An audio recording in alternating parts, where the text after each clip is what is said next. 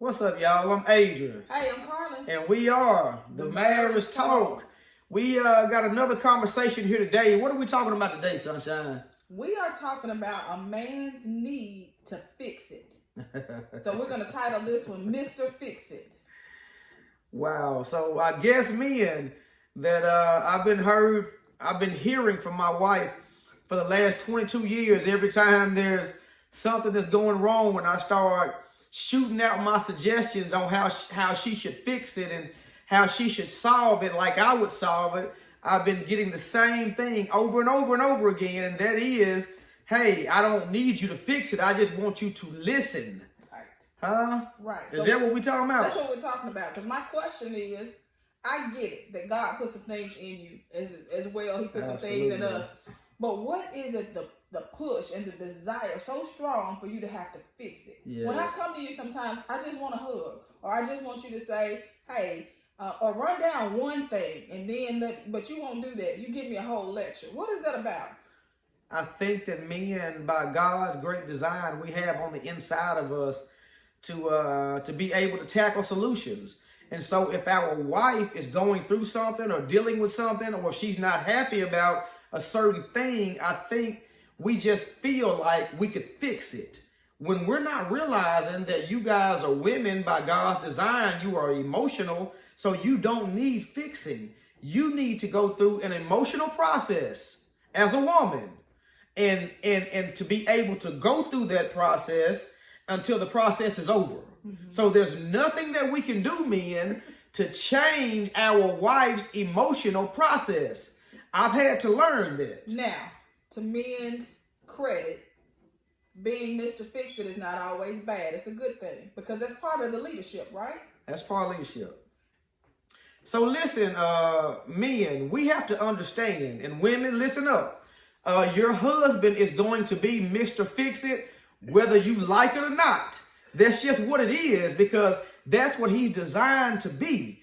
And listen, the Bible says this, that a man that findeth a wife findeth a good thing, yes, and obtaineth favor from the Lord. So his job is to make you happy. And when he sees you unhappy, then it starts making him unhappy, and he starts beginning the process of trying to fix it. So do we just need to deal with the fact that you guys are Mr. Fix-It, and that's what it is?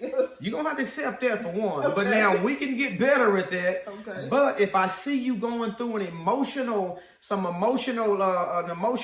changes and stages and processes, and if he's seeing you unhappy, then he's saying, oh my God, I need my wife to smile. I need her to be happy. What can I do to change this situation? And so he's not trying to fix you. He doesn't mean to fuss at you. He's simply trying to turn your emotions into happiness.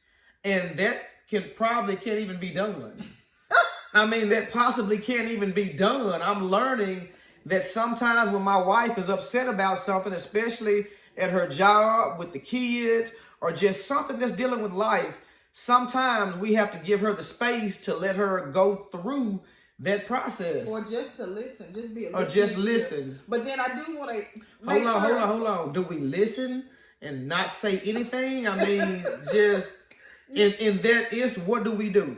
So you listen, you let her get it all the way out. Mm-hmm. You ask those questions, like clarifying questions, like, oh, they did do this to you on the job. Well, what happened? Well, how did you feel? Well, you ask those questions. But don't give solutions. Just yet. Not yet. Okay. Yeah. And then as she gets through it, then you can say, hey, have you thought about doing this? But don't be frustrated with her, mad when she's upset.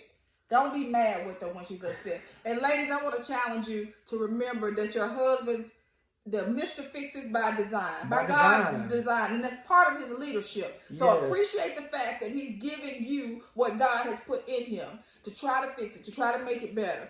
That's what the Lord gave him. So let's try to be a little less harsh with them, a little bit more understanding. Yeah. Men, let's listen. Let's not just start rambling off solutions, because listen. Just to be honest with you, our wife is not designed to be able to fix problems like we are. And so my wife said something the other day that stuck with me. She said, I can't solve the problem or fix it the same way you would fix it because I'm not a man. So your wife is not a man. She's not going to be able to fix the problem the way you would. And just because we fix the problem differently doesn't mean that we're doing the best job by fixing the problem. Right. It doesn't mean that our process is better than theirs, husbands. Right. It just means that we're going about fixing the problem two different ways. So it looks like we both have some work here. Yes. It's for me to accept the fact that you're Mr. Fix-It and that that your heart is in the right place and that you're giving me what the Lord has placed in you as far as being a leader of the house and making sure that I'm taken care of and everybody else in the house is taken care of. And then it's for you to understand that, hey, I'm going through this right now. I really need your support. I need your love. I need your hugs. Don't be upset with me because I'm upset. Just let me lean on you for a little while. Right. That makes sense. It does. That makes so much sense, and I'm glad we're having this conversation. I'm so glad that we're having these talks because it's changing my life. I didn't know these things. Now I'm learning. I appreciate the process. Yeah, but this morning you went into Mr. Fix-It mode again. Yeah, I'm trying. Hey, I'm trying, y'all. Okay, until next time. All right, until next time, y'all be blessed. Bye.